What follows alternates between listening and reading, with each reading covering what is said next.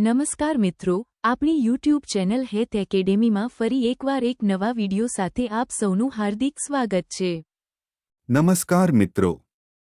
તારીખ 17 નવેમ્બર 2024ના રોજ દ્વારા જેલરની લેખિત પરીક્ષા લેવામાં આવનાર છે. મિત્રો, જો તમે હજી સુધી મૂંઝવણમાં હોવ કે કાયદાના કેવા પ્રકારના પ્રશ્નો પૂછશે, તો આ વિડિયો તમારા માટે જ છે. આમાં આપને અગાઉ લેવાયેલી જેલર એક્ઝામમાં પૂછાયેલ પ્રશ્નો અને તેના જવાબોની ચર્ચા.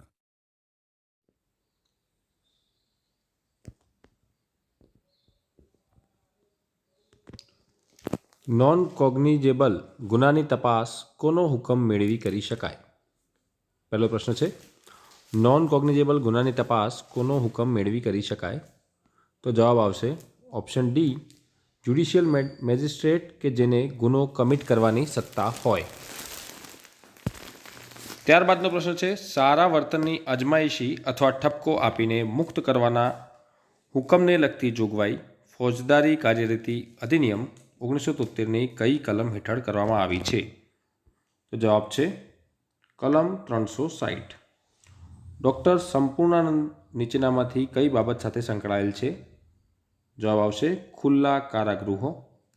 પ્રિઝન્સ એક્ટ 1894ની કલમ ખાલી જગ્યા અનુસાર રાત્રિ સમય દરમિયાન જેલર કારાગૃહ છોડી ગેરહાજર રહી શકશે નહીં. તો જવાબ આવશે કલમ 19. પ્રિઝન્સ એક્ટ 1900ની કલમ 6 અનુસાર રાજ્ય સરકાર ખાલી જગ્યાની નિમણૂક કરે છે, જે કેદીઓને સ્વીકારવા અને અટકાયત દ્વારા પોતાનો જાપ્તામાં રાખવાની સત્તા ધરાવે છે. તો જવાબ આવશે ઓપ્શન સી, કારાગૃહ નિરીક્ષક. બોમ્બે જેલ મેન્યુઅલ ખાલી જગ્યાથી રિફોર્મેટિવ જેલ મેન્યુઅલ તરીકે ઓળખાયું. તો 6 ઓક્ટોબર 1954થી રિફોર્મેટિવ જેલ મેન્યુઅલ તરીકે ઓળખાયું બોમ્બે જેલ મેન્યુઅલ. ફોજદારી કાર્યરીતિ અધિનિયમ 1973ની કલમ 160માં પોલીસ અધિકારીને ખાલી જગ્યા સત્તા મળે છે. તો સાક્ષીને હાજર કરવાનો લેખિત હુકમ કરવાની સત્તા.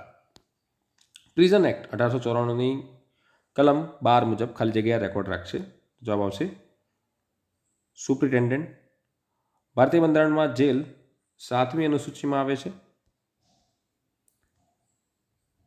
26મી મે 1986માં ભારત સરકાર દ્વારા રચાયેલ national expert committee on women પ્રિઝન્સના અધ્યક્ષ કોણ હતા? જવાબ છે justice Krishna Iyer. Uttar Pradesh jail reform committee 1946ની ભલામણ ઉપર મધ્યસ્થ કારાગૃહ ખાલી જગ્યાને મોડલ જેલમાં બદલવામાં આવ્યું. જવાબ છે લખનઉ. ધ પ્રિઝન એક્ટ 1894ની કલમ 4 મુજબ નીચેના પૈકી કયા કેદીઓનો ફ્લો મંજૂર કરી શકાય નહીં? તો રીઢા કેદીઓ આઈપીસીની કલમ 392થી 402ના ગુના માટે દોષિત થયેલ તેવા કેદીઓ અને બોમ્બે પ્રોહિબિશન એક્ટ 1949 હેઠળના ગુના માટે દોષિત થયેલા તેવા કેદીઓ. એટલે જવાબ આવશે ઉપરોક્ત તમામ. સુધારેલ જેલ મેન્યુઅલની કલમ 15 મુજબ જ્યારે કોઈ કેદીનું મૃત્યુ થાય ત્યારે મેડિકલ ઓફિસર નીચેના પૈકી કઈ વિગતો નોંધણી પત્રકમાં ભરવાની હોય છે? તો બીમારીનો પ્રકાર, કેદીની મરણની તારીખ, કેદીને શો ખોરાક આપવામાં આવ્યો હતો, ઉપરોક્ત તમામ બાબતો. આનો જવાબ આવશે. ધી મેન્ટલ હેલ્થ એક્ટ 1987ની કલમ 5 મુજબ માનસિક રોગની હોસ્પિટલ તથા માનસિક નર્સિંગ હોમ સ્થાપવાની અને નિભાવવાની સત્તા નીચે પૈકી કોને છે? તો કેન્દ્ર સરકાર અને રાજ્ય સરકાર બંનેને છે. જવાબ છે ઓપ્શન સી. જેને હુકમ કરવામાં આવ્યો હોય તે વ્યક્તિએ તેનું પાલન કરવા અથવા કારણ દર્શાવવાની બાબત ફોજદારી કાર્યરીતિ અધિનિયમ 1973ની કઈ કલમ હેઠળ કરવામાં આવે છે? તો કલમ 135 હેઠળ. જેલના સુધારેલા કાયદામાં કઈ કલમોમાં કેદીઓને તેમની ઉંમર, જાતિ વગેરે વર્ગીકૃત કરી જેલમાં રાખવાની જોગવાઈઓ દર્શાવવામાં આવી છે? તો કલમ 27થી 30માં.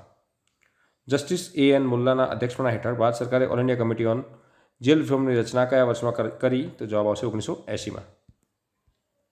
કલમ 26 હેઠળ જ્યાં સુધી ખાલી જગ્યા પ્રમાણપત્ર ના આપે કે મજકૂર કેદીને બદલી કરવા યોગ્ય નથી ત્યાં સુધી એક જેલમાંથી બીજી જેલમાં કોઈ કેદી બદલી કરી શકશે નહીં. તો આ પ્રમાણપત્ર કોણ આપશે? Medical officer. Transfer of prisoners act 1950ની નીચેનામાંથી કઈ કલમમાં કેદીને એક રાજ્યથી દૂર કરી બીજા રાજ્યમાં મૂકવાની જોગવાઈ દર્શાવવામાં આવી છે? તો કલમ 3માં. The protection of human rights act 1993 મુજબ રાજ્ય સરકાર કઈ કલમ હેઠળ રાજ્ય માનવ અધિકાર આયોગની રચના કરે છે? તો કલમ 21 મુજબ. ધ રિપેટ્રિએશન ઓફ પ્રિઝનર્સ એક્ટ 2003ની કઈ કલમ હેઠળ કેન્દ્ર સરકાર આ કાયદાની જોગવાઈનો અમલ કરવામાં આવતી મુશ્કેલીઓને દૂર કરી શકે છે? તો કલમ 16 હેઠળ. જે ખોટા કારણે પેરોલ અરજી કરે અથવા પેરોલની શરતો પૈકી કોઈ પણ શરતનો ભંગ કરે તે કેદીએ મુંબઈ રાજ્યને લાગુ પડ્યા પ્રમાણે પ્રિઝનર્સ એક્ટની ખાલી જગ્યા હેઠળ શિક્ષાને પાત્ર છે? તો કલમ 51B હેઠળની શિક્ષાને પાત્ર છે. કોઈ માનસિક રોગની હોસ્પિટલ અથવા માનસિક નર્સિંગ હોમ સ્થાપવાની અને નિભાવવા માટે કાયદેસરનું લાયસન્સ જે તારીખે આપવામાં આવ્યું હોય તે તારીખથી કેટલા મુદત સુધી કાયદેસર ગણાશે? તો જવાબ આવશે 5 વર્ષ સુધી. સબ જેલ મેન્યુઅલ મુજબ કઈ કલમમાં કાચા કામના કેદી વિશેની જોગવાઈઓ કરવામાં આવી છે? તો કલમ 21માં. રાષ્ટ્રીય માનવાધિકાર આયોગના કાર્યો અને સત્તાઓ નીચેના પૈકી કયા પ્રકરણમાં રજૂ કરવામાં આવ્યા છે? તો પ્રકરણ 3માં. The transfer of prisoner act 1894 હેઠળ કેસની તબદીલી કઈ કલમમાં દર્શાવવામાં આવી છે? તો કલમ 17માં. ફોજદારી કાર્યરીતિ અધિનિયમ 1970ની કલમ 438 હેઠળ વ્યક્તિને જામીન પર છોડવાનો આદેશ આપવાની સત્તા કોને છે? તો સેશન્સ કોર્ટને. જેલ મેન્યુઅલ 1955 હેઠળ જેલના કર્મચારીઓની તાલીમની જોગવાઈ કયા પ્રકરણમાં કરવામાં આવી છે? તો પ્રકરણ 4માં. ધી મેન્ટલ હેલ્થ એક્ટ 1987 હેઠળ કઈ કલમમાં મેનેજરે વાર્ષિક હિસાબ આપવા અંગેની જોગવાઈ કરવામાં આવી છે? તો કલમ 60માં. પ્રિઝન્સ એક્ટ 1894 હેઠળ કઈ કલમમાં કેદીને ફ્લો ક્યારે આપી શકાય તે અંગેની માહિતી દર્શાવવામાં આવી છે? તો કલમ 3માં.